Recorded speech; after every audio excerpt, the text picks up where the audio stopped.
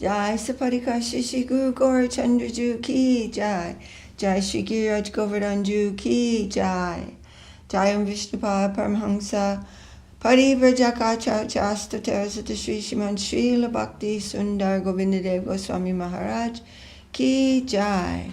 Jayam Vishnupada Paramhansa Parivrajaka Charcha Asta Terasata Sri Sriman Srila Bhakti Rakak Sri Dardev Goswami Maharaj Ki Jai. Jai Srimati Tulsi Devi Ki Jai.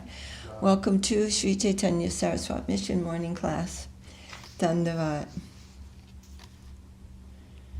Vandeham Shri Guru Shri Chita Parakamalam Shri Gurung Vaishnavangscha Shri Rupam Sagrajatam Sahagana Raghunatam Vitangstam Sajivam Sadvetam Savadutam Parijana Sahitam Krishna Chaitanya Devam Shri Radha Krishna Padam Sahagana Lalita Shri Vishakam Vidangscha Om Ajnanatirmirandasya Gyananjana Shalakaya Chakshurunmilitam Jena Tasmai Shri Gurave Namah Shri Chaitanya Manobishtam Stapitam Jena Bhutale Swayam Rupa Kadamahyam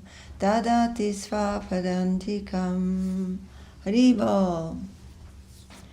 Dwadashi today. I was looking when Maharaja was saying, oh, Dwadashi, the breakfast is not till after 10 in the morning. And I thought, oh no. But ours was at 7. Oh. It was nice class. Yeah, so nice. Very important. Jaya Jaya Shri Chaitanya Jaya Nityananda Jaya Dvaita Chandra Jaya Gaur Bhaktivinoda Jaya Jaya Shri Chaitanya Jaya Nityananda Jaya Dvaita Chandra Jaya Gaur Bhaktivinoda Jai Srila Krishnadas Kaviraj Ki Jai Srila Om Vishnupadesi Bhaktivedanta Swami Prabhupada Ki Jai. Jai, text 171 of the 4th chapter of the Adi Lila. And we're going through this chapter quite slowly because we want to really remember and understand these very confidential reasons for the Lord's appearance just now, only 500 years ago. So, text 177. Ataeva kama premi bahuta antara Kama andatama, prema nirmala bhaskar. Andatama, deep, deep darkness, blind darkness. Oma jnana timiranda, yeah, blindness, blind darkness. And prema is pure nirmala. Nirmala means no spot, spotless. And Bhaskar is the sun.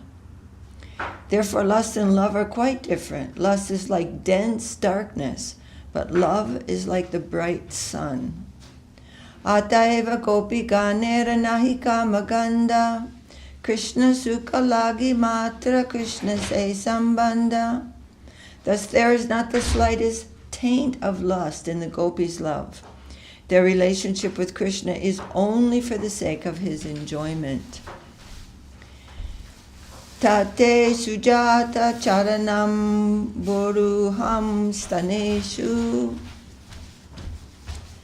bhutasanai priya dadi mahid karkasheshu tenatavim atasitat vyatat tena kingsvit kurpad bir brahmati dir bhavad ayushamna.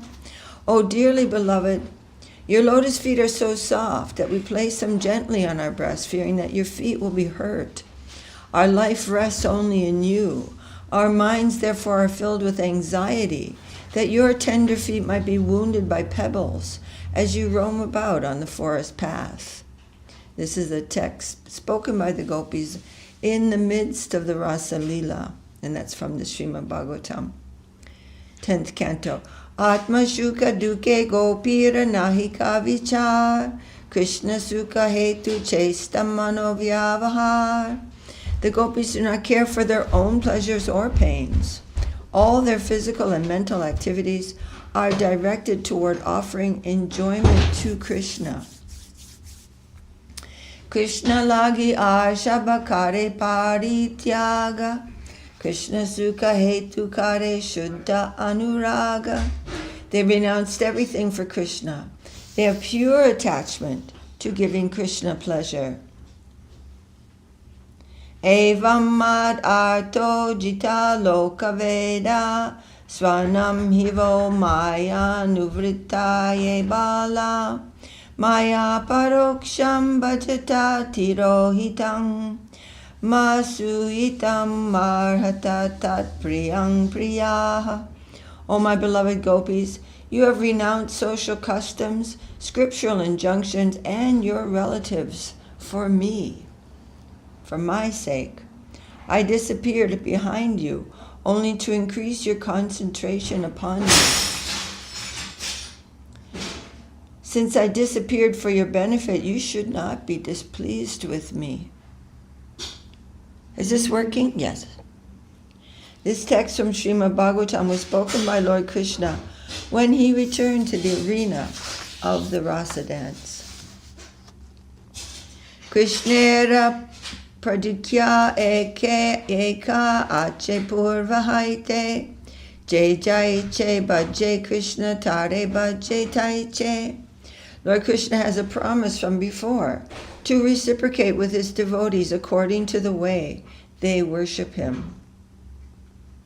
Krishna has a promise from before to reciprocate with his devotees according to the way they worship him. So the supreme reciprocation is with the supreme devotees. Jai jatama prabhajante tangstataiva pajamyaham mama vartmani vartante manushya partha sarvashaha. In whatever way my devotees surrender unto me, I reward them accordingly. Everyone follows my path in all respects, O son of Pritha. Krishna was never ungrateful to the gopis, for as he declares to Arjuna in this verse from Bhagavad Gita, 4th chapter, he reciprocates with his devotees in proportion to the transcendental loving service they render unto him. Everyone follows the path that leads towards him, but there are different degrees of progress on that path, and the Lord is realized in proportion to one's advancement.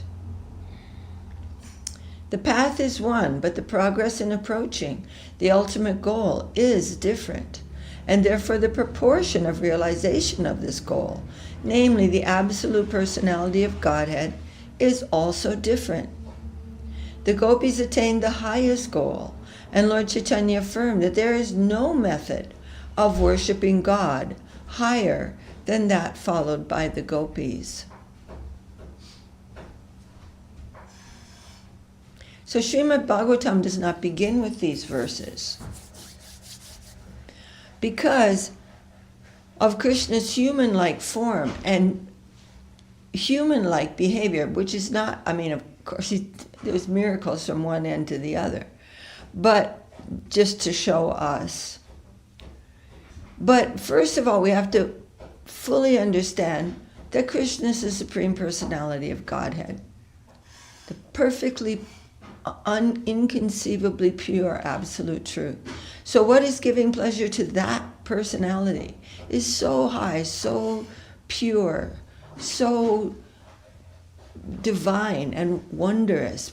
He's only attracted to pure, loving devotion. He's not, and he doesn't depend upon it like we are, who have so many addictions in this world. It's nothing like that. And therefore, so these verses we have to take all in that context, because we are situated in this, what Guru Maharaj calls the vitiated plane. The plane that is all mixed in with wrong things. Se pratigya bangahaila gopira bhajane tahate pramana Krishna Shri Mukhavachane. That promise has been broken by the worship of the gopis, as Lord Krishna himself admits. What promise? So Krishna has promised, I reciprocate according to the loving devotion of my devotees. But now he has to break his promise. And so Krishna is explaining this. So his promise is he'll reciprocate to the extent that his devotees... Honey, can you come here? Because I can't actually quite make out what you're asking. No, it's okay. Could you say the promise one more time? So Krishna is promising in the Gita, in whatever way my devotees surrender unto me, He'll reciprocate that? I reward them accordingly. Okay. Everyone follows my path in all respects, O son of Prita, but I am reciprocating accordingly. But then he's saying, then he's telling the gopis, but I have to break my promise. So we'll hear this now. Na parayeham niravajya sangyujam swasadu krityam vibudayu sapiva yamad bhajan durjaya geha shrinkala sangvishtya yadva pratiyatu sadhuna. O gopis, I am not able to repay my debt for your spotless service. Did you hear that? No, say that again? O gopis, I am not able to repay my debt for your spotless service, even within a lifetime of Brahma. Your connection with me is beyond reproach. You have worshipped me, cutting off all domestic ties, which are difficult to break. Therefore, please let your own glorious deeds be your compensation. This verse from Srimad Bhagavatam, 10th canto, was spoken by Sri Krishna himself when he returned to the gopis upon hearing their songs of separation. Tabe je dekhiye gopira nija dehe prita se hota krishnera lagi janiha nishchita. Now whatever affection we see the gopis show for their own bodies, whatever affection we see the gopis show for their own bodies, know it to be certain only for the sake of Lord Krishna. So in other words, we all have affection for our bodies in this world because we think that that's who we are. But because we've gotten caught in our own trap. So we're decorating it, putting stuff on it, and this and that, right? But that is the opposite of the gopis. The Braja gopis are only thinking of the Lord and their service. The selfless love of Godhead exhibited by the gopis cannot have any parallel. We should not therefore misunderstand the carefulness of the gopis in their personal decoration. The gopis dress themselves as beautifully as possible to make Krishna happy by seeing them. They had no ulterior motives. They're not exploiting Krishna. And Krishna is not exploiting them. Well, you could see, Krishna's God. He has no requirement whatsoever. But their devotion is so touching for him. It's actually so high and so great that Krishna is feeling he cannot actually reciprocate properly with such noble hearts. Krishna, they have no ulterior desires. They dedicated their bodies and everything they possess to the service of Sri Krishna, taking it for granted that their bodies were meant for him. They dress themselves with the understanding that Krishna will be happy by seeing them. E deha kailunami Krishna samarpan, taradana tara iha sambhoga saran. The gopis think, I've offered this body to Lord Krishna. He is its owner, and it brings him enjoyment. So we're hearing that verse, Stani Stita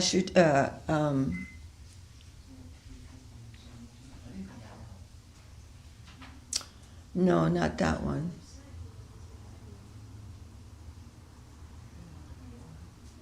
I can't remember the verse, but dedicating their Tattenu Kampam Shushamikshimano Bunjane Vatmakutam Vipakam Hridvag Vapurbir. No, it's not that one. But anyway, worshiping Krishna with our body, mind, and words. Worshipping Krishna with our body, that's why we're using our bodies, right? But we're using our bodies for cooking, for cleaning, for puja, for kirtan, for so many things. But you put that further and deeper that same thing, further, deeper, more and more pure, more and more exalted. And that is the mood of the gopis, not to mistake this for anything else, but the most exalted offering. Krishna finds joy in seeing and touching this body. It is for this reason that they cleanse and decorate their bodies. So until we come to the platform of pure devotional service, we can't really understand everything about pure devotional service. Edeha darshana sparshe Krishna shantoshana elagikare dehera marjana bhushana. Krishna finds joy in seeing and touching this body. It is for this reason that they cleanse and decorate their bodies. Nijangam apiya gopyo mameti samupashate tabya parang name parta niguda prema bhajanam.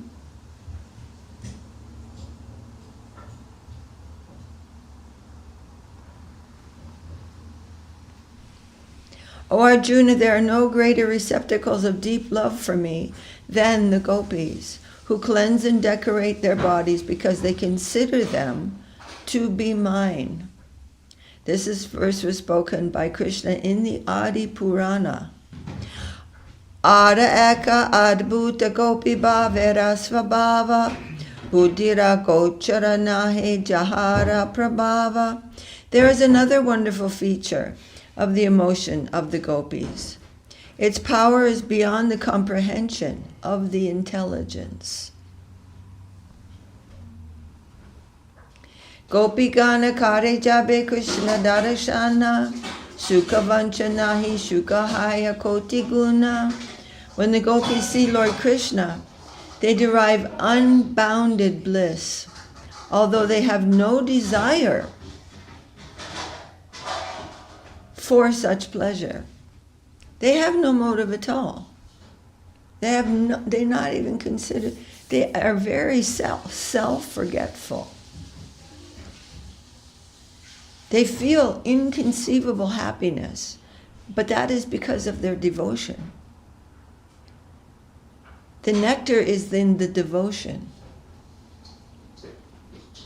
Gopika darshane krishnera jayanandahai tahaite koti guna gopi asvadai. The gopis taste a pleasure 10 million times greater than the pleasure Lord Krishna derives from seeing them. The wonderful characteristic of the gopis are beyond imagination. They have no desire for personal satisfaction. Yet when Krishna is happy by seeing them, that happiness of Krishna makes the gopis 1,000,000 times more happy than Krishna himself. That is the glorious nature of devotion. Tan sabara nahi nija shuka anurodha tatapi badaye shuka padila virodha. The gopis have no inclination for their own enjoyment, and yet their joy increases. That is indeed a contradiction. The gopis have no inclination for their own enjoyment. They don't even think about that. And yet their joy increases. That is indeed a contradiction. Virodera akamata deki samadana gopikara shuka krishna suke par yes paryavasana. For this contradiction I see only one solution. The joy of the gopis lies in the joy of their beloved Krishna. Only.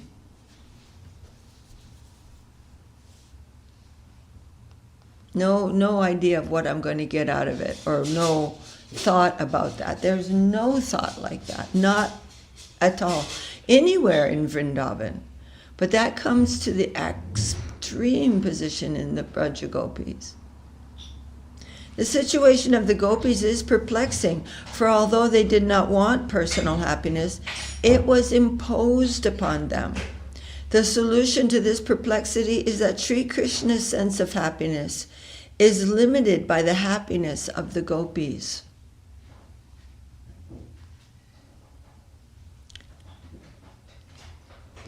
Devotees in Vrindavan therefore try to serve the gopis, namely Radharani and her associates. If one gains the favor of the gopis, he easily gains the favor of Krishna, because on the recommendation of the gopis, Krishna at once accepts the service of a devotee. So, Krishna is happy with someone inasmuch as the Braja Gopis are happy with that person, because of their devotion. Lord Chaitanya therefore wanted to please the gopis instead of Krishna. But his contemporaries misunderstood him, and for this reason Lord Chaitanya renounced the order of householder life and became a sannyasi. So that pastime is when Krishna was, Mahaprabhu was teaching, and he was chanting the glories of the Braja Gopis, actually. And they're saying, why are you chanting Gopi, Gopi, Gopi? This is nonsense. And they made a big complaint about him. They couldn't understand. They can't understand. And how will we understand the glories of the Braja Gopis? And so Mahaprabhu became a sannyasi, and still praising the Braja Gopis, fully renouncing the world. He was never involved in the world in the first place, but fully renouncing the world, those who are absolutely, completely disinterested. No interest whatsoever in anything mundane. None, nothing. You could offer, when Gopakumar came to the edge of the universe, the universal conception, where all the elements are there one after another in their full offerings. He just passed through them without even a glance. And that is taking him to Shiva Loka. And the Brahmajyoti passed through that, not even interested, and going further and deeper and deeper and deeper and deeper to Vrindavan. So we have to understand what purity is, and have to understand it carefully. Because the sahajya tendency in the living entity is there. To think that Krishna is enjoying like I enjoy. And it's the difference between the grossest garbage and the purest gem. There's no comparison in quality at all, except for that one. The densest darkness or the brightest sunshine. I know I keep repeating myself about this, but I think it's very, very important. So I do. Maybe too much, but no one should misunderstand these things. and it's a reflection. So it looks similar, but the quality is completely different. One is reality and one is illusion. Didi, what chapter are we at of Brihad Bhagavatamrita? Oh, Bhagavatamrita is chapter number, well, let's see now, 5. Jai Shri Chaitanya Charitamrita ki Jai, Srila Krishna Das Kaviraj ki Jai, Srila Om Vishnu Padesi Bhaktivedanta Swami Prabhupada ki Jai. Jai Shri Brihad Bhagavatamrita ki Jai. And this is given to us by Sri Sanatana Goswami on the subject of Sambandha Gyan. Sambandha Gyan. Anybody in the kitchen know what Sambandha Gyan means? No. Yes, you do. Tell me what it means, Didi. Huh? I said, tell us what it means, Didi. Sambandha Gyan means what is the relationship between one thing and another? What's the relationship between what? Between one thing and another. Who am I? What is this mundane plane of illusion? What are the different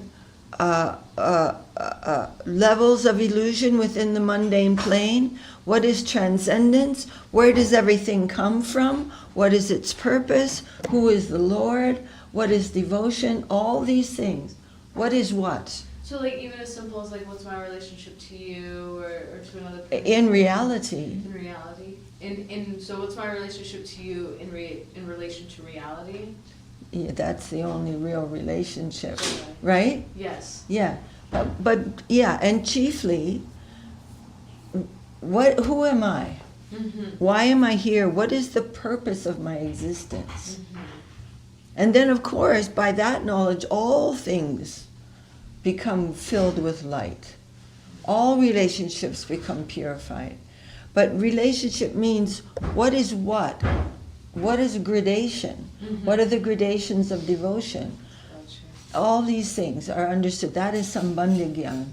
And this book covers like so many subjects. In gradation. Gradation is very important. Or we're just going to go, yeah, well, there's God and stuff, and then there's, I guess he's just like lives in, I don't know, but he's old. He's really old. It's like vague. We're just going to be vague. It's really not.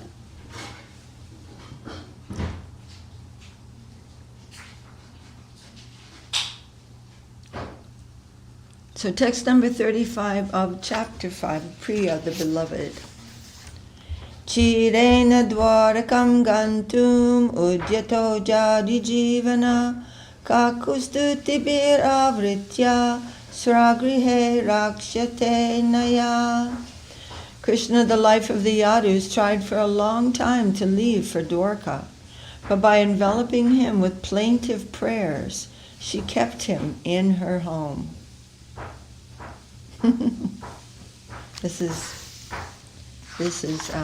Kunti Devi.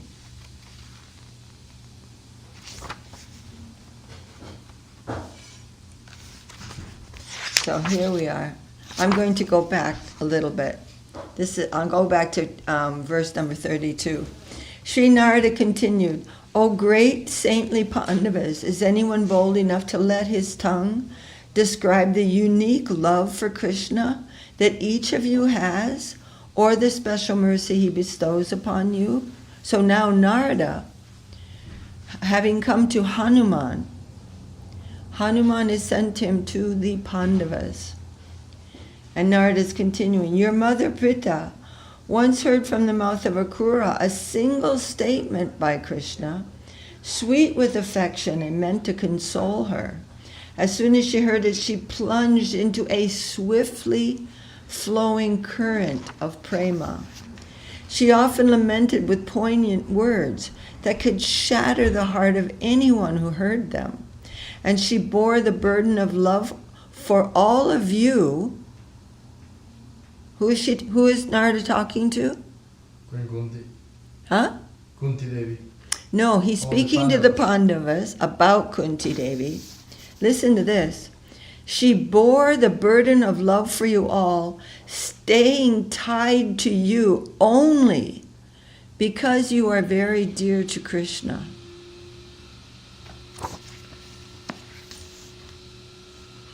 Krishna, huh? That's so Krishna, the life of the Yadus, tried for a long time to leave for Dwarka, but by enveloping him with plaintive prayers, she kept him in her home.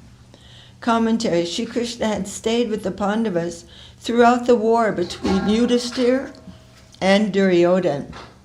But he was also Yadu Jivana, the life of the Yadus, so without his presence, the residents of Dwarka seemed almost dead.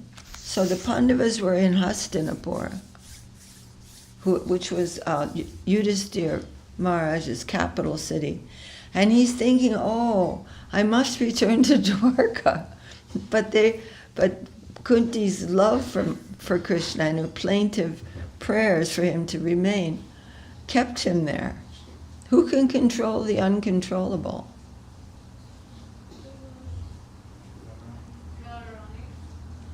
Well, here it's speaking about Pritha. Krishna is only controlled by love, pure love. So Bhava Grahi Janardan. Krishna is the eater of Bhav. So when we're making our offerings, we have to try to remember that Krishna is actually only interested in eating devotion. Krishna tried to leave Hastinapur to return to the Yadus, but Mother Pritha dissuaded him with her prayers and induced him to stay a few months longer. Those prayers of Pritha are included in the first canto, 8th chapter of the Srimad Bhagavatam. Yudhisthirayapi mahapratishta lokadvayot krishtatara pradata tata janarsandavadadina cha bhimayate natmana eva kirti. Krishna bestowed upon Yudhisthira the highest prestige. Kirti means fame. Krishna bestowed upon Yudhisthira the highest prestige, greater than that of anyone else in the upper and lower worlds.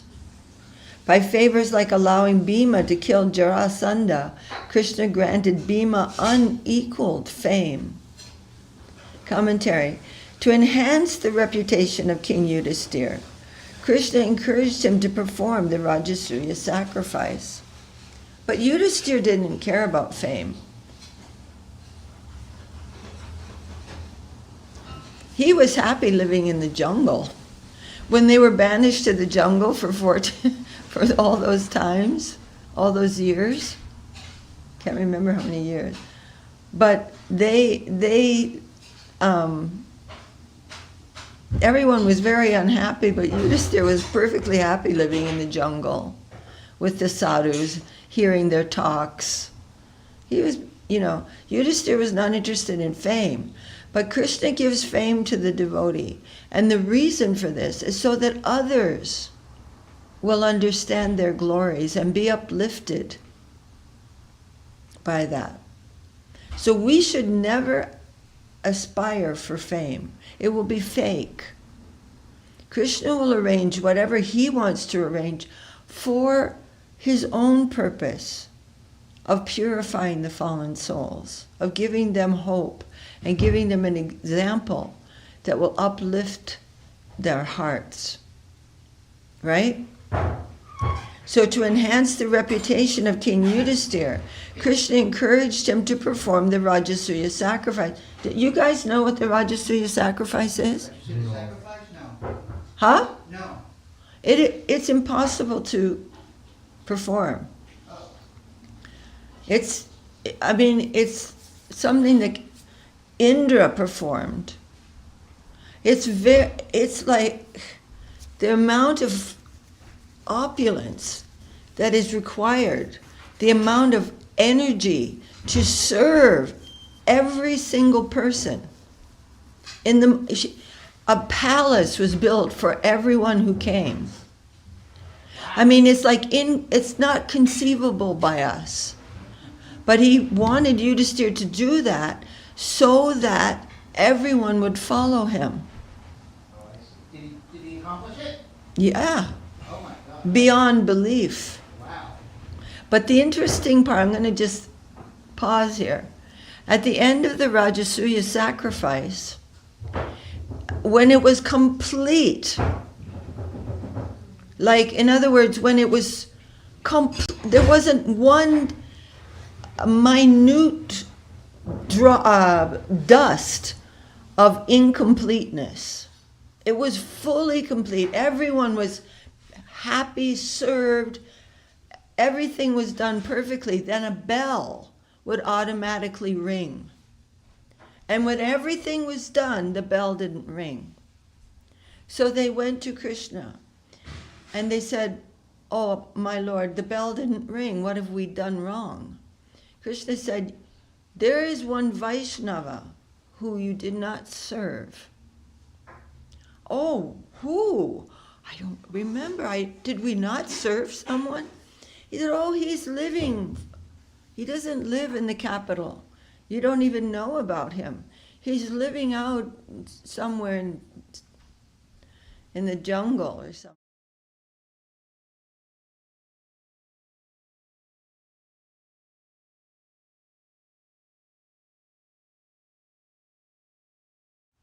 Just sitting in his own bhajan.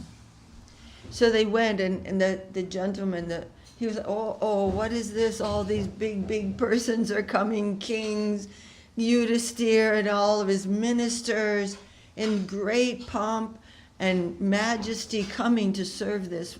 And they brought him back in complete respect. And Draupadi, do you guys know who Draupadi is?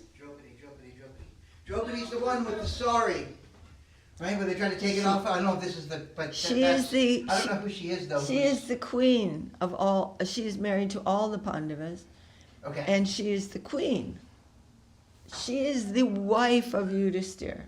She cooked for him Okay. with great care. And she served him.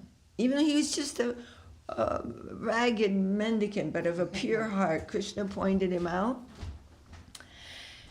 And after he had eaten, the bell did not ring. So they were very shocked. And again they went to Krishna. And Krishna said there was some offense. And then finally Draupadi confessed. "I cooked so very perfectly, with my best effort, arranged everything on the plate, but he mushed it all together. And he just ate it like that, and I thought, he doesn't know how to even eat properly." And Krishna said, "Cook again." And this time, she served him with great honor and love. Great honor and affection and humility. And the bell rang with every mouthful. So this is a very lovely story to remind us of how to cook and how to serve. Will the bell ring when I serve the devotees? Will the bell ring when I offer this to the Lord? Not just my ringing the bell, but would the bell ring indicating that my service was accepted? So with consciousness, we're trying to do our seva, and then we will enter into the infinite world of consciousness. The world of taking is very small, like a little prison house. The world of giving is very big. You guys hear that? No, I'm thinking about yogurt. So anyway, Krishna helped the Pandavas dispose of Jarasandha, who was the major obstacle to this sacrifice, by giving Bhima the honor of defeating Jarasandha in one-to-one combat. Jarasandha was incredibly powerful. During Jarasandha's repeated attacks on Mathura, Krishna himself had gotten many opportunities to kill him, but Krishna patiently waited for the suitable opportunity so that the credit would go to Bhima. So everyone would honor Bhima. Why?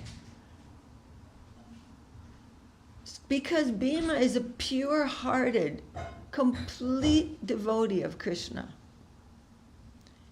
Krishna wants the devotees to have fame. So that will uplift everyone.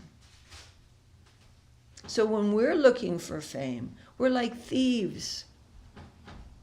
We're like, what do you call that animal who's always, like weasels? Which one? Like a weasel. The little weasels, they're real sneaky and they go in and steal the eggs. Steal the eggs of other animals and eat them. Not we, I should just say me. But this is just theft. And is it uplifting for the world? I don't think so.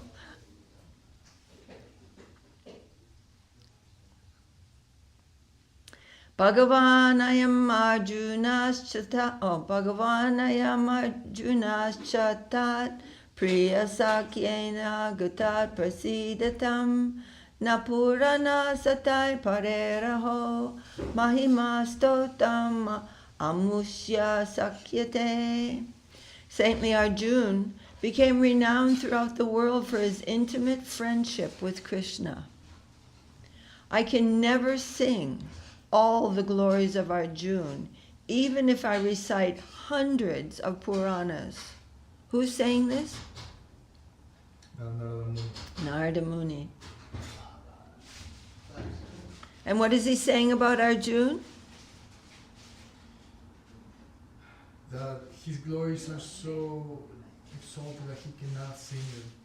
He cannot, yes. Even if I recite hundreds of Puranas, I could not sing all the glories of Arjuna. Commentary: Narada calls Arjuna Bhagavan out of great respect. This term is usually reserved for God, but the sage could justify it, using it by citing this scriptural definition. Upatim pralayan chaiva bhutanam agatim gatim veti vidyana vidyam cha Savacho Bhagavaniti. A person who knows about the creation and destruction of the universe, the karmic comings and goings of embodied creatures, and the forces of enlightenment and illusion may be called Bhagavan. We always refer to Srila Saraswati Thakur as Bhagavan. Bhagavan Srila Saraswati Thakur. So a person who knows about the creation and destruction of the universe, the karmic comings and goings of embodied creatures, and the forces of enlightenment and of illusion may be called Bhagavan. That's from the Vishnu Purana.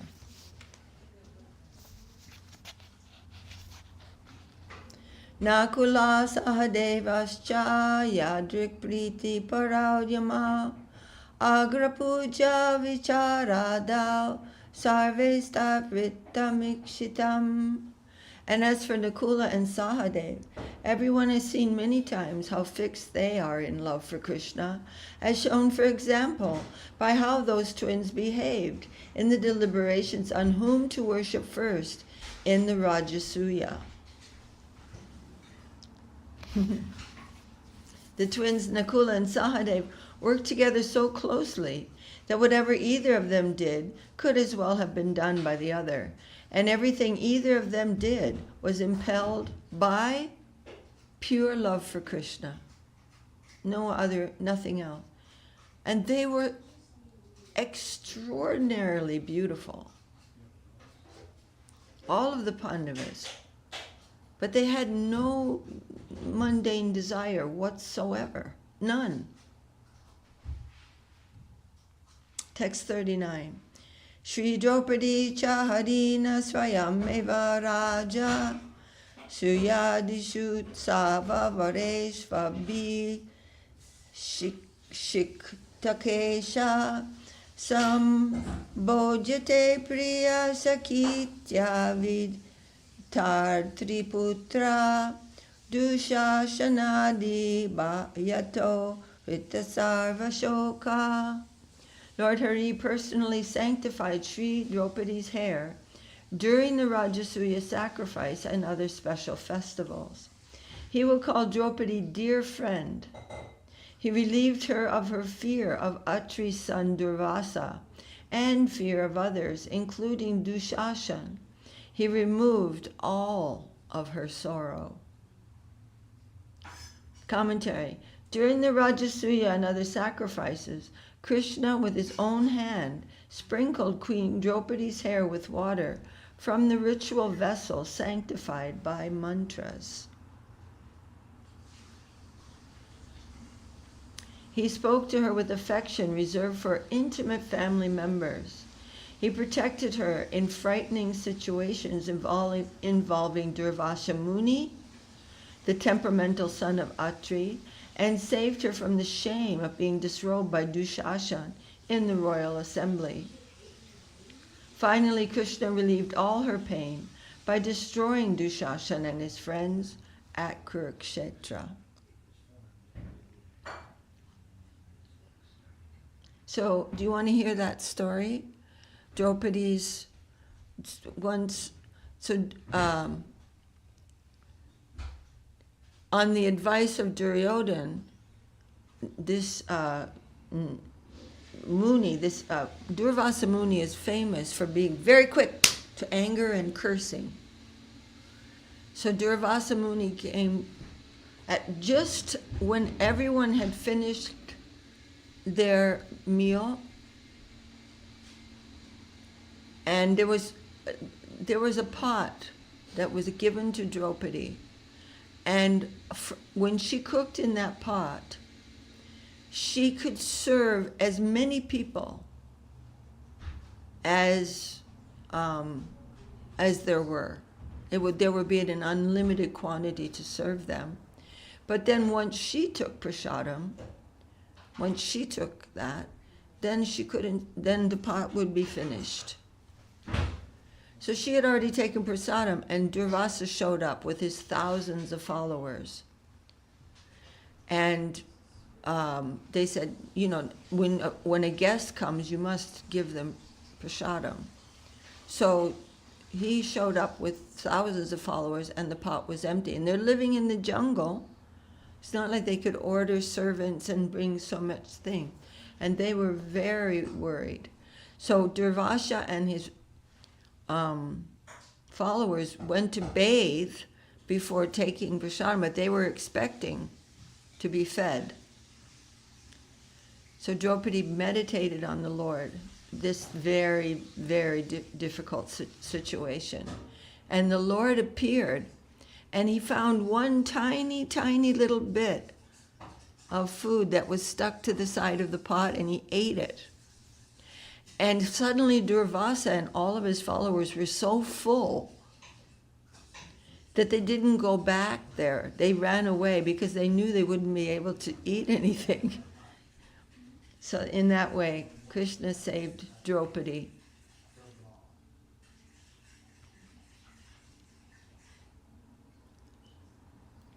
Asvadanam Shri Vidurodhanasya Shri Bhishma Niryana Mahotsavascha Tata Kritatva Drisha Pakshapata Syapeksha Yaiveti Vicharayadvam. Krishna relished Sri Vidura's porridge and organized the celebration of Sri Bhishma's passing away. Please therefore judge your own standing from how in many controversies both Vidura and Bhishma took your side.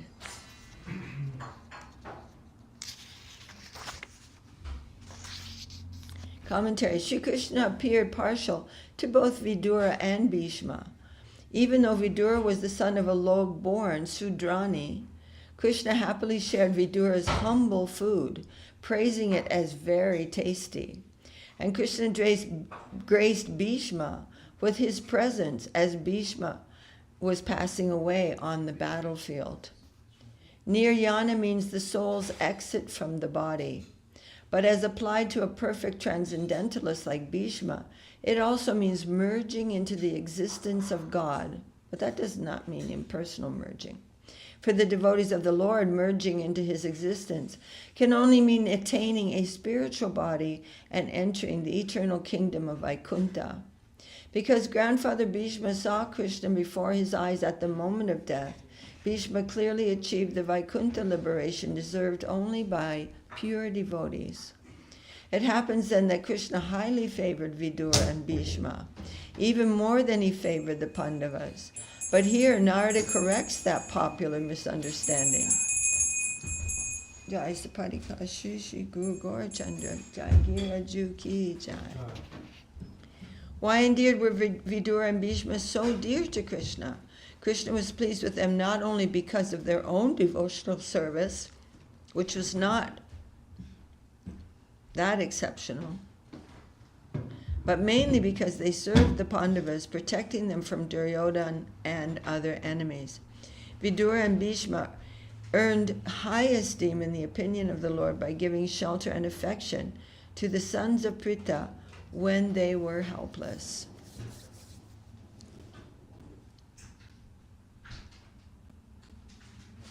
So this is again Narada Muni speaking to the Pandavas and completely praising them, their mother, their wife, their grandfather Bhishma, their uncle Vidura. Everything about them is so, so glorious.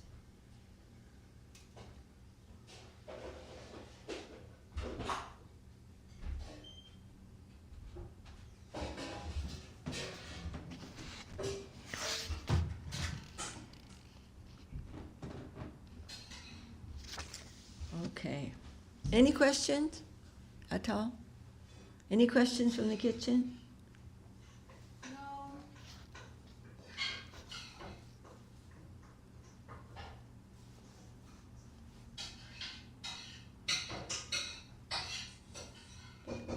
Haribol, Jai, Shri Brihad Bhagavatamrita ki Jai, Srila Sanatana Goswami ki Jai, Jai, Shri Rupanuga Guru Varga ki Jai.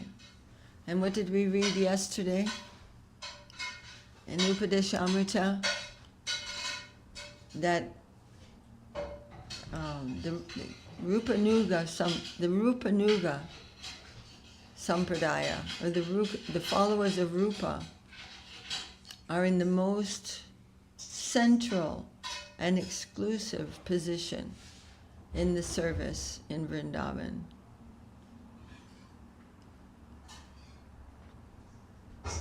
So what did Mahaprabhu is called Mahabhadanaya, the most merciful. There's no comparison. There's no comparison between Mahaprabhu and any of the avatars of Mahaprabhu. What they give is so great, but it's nothing compared to what Mahaprabhu came to give. Haribol, Mahabhadanaya.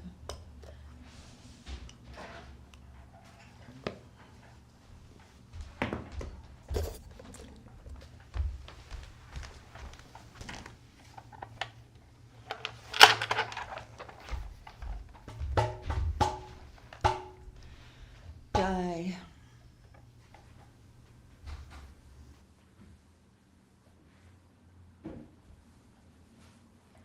Haribol. Hari Haraya Namah Krishna Yadavaya Namah. Hari Hari Nama Krishna Yadavaya Namaha. Yadavaya Madhavaya Keshvaya Namah. Yadavaya Madhavaya Keshavaya Namaha. Gopal Govinda Ram Shri Gopal Govinda Ram Shri Giri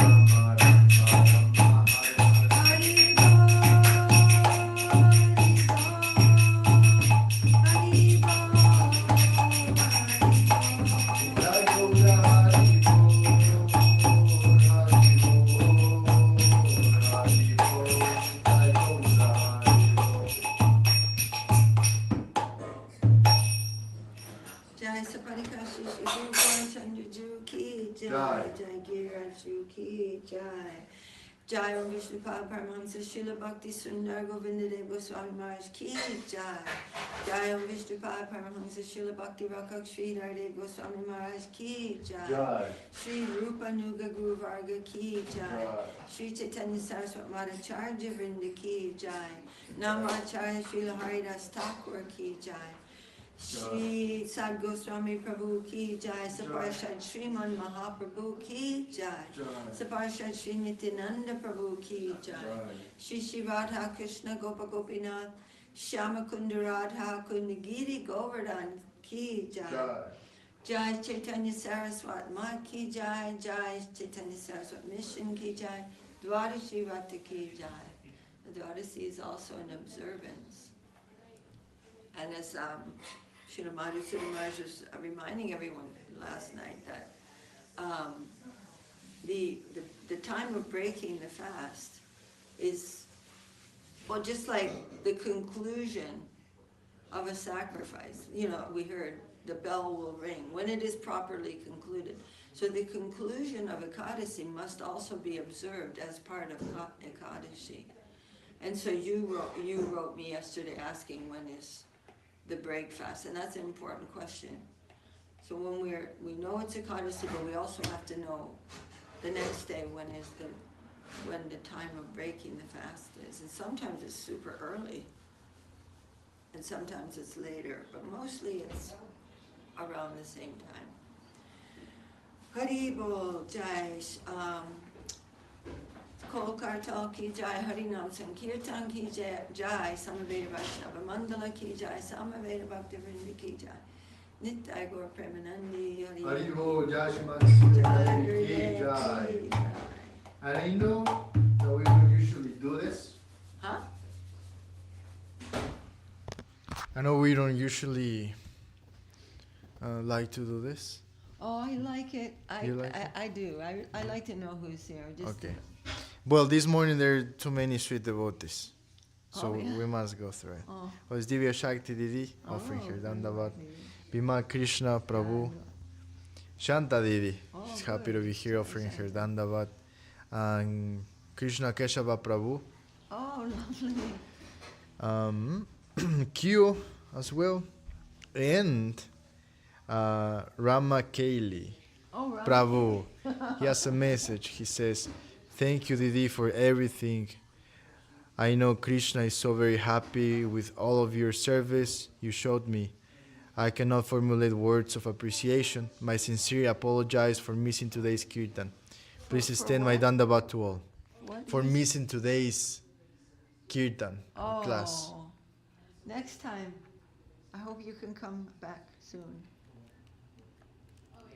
So yeah, All right. Sorry. dandavat to all. Haribo. The only weird part, the thing that makes me feel awkward is just because, we're not supposed to really offer obeisances to others in front of the deity. Mhm. And so I feel, Shanta made this yesterday, very nice. but I wasn't sure where to put it. I was kind of leaving that up to you or Raja. Why don't And you, Raja's busy, so I'm asking you. why don't you just put it on the altar? On the altar? On the left side, and then the other little ones in front. Okay. Yeah, okay. Yeah, Okay. that's lovely. Like the roses and, okay. Yeah, the little, Yeah, the yeah, little that'd be ones. beautiful. It's really pretty. All right. So, I mean, Set it right. anyway. Dandavat.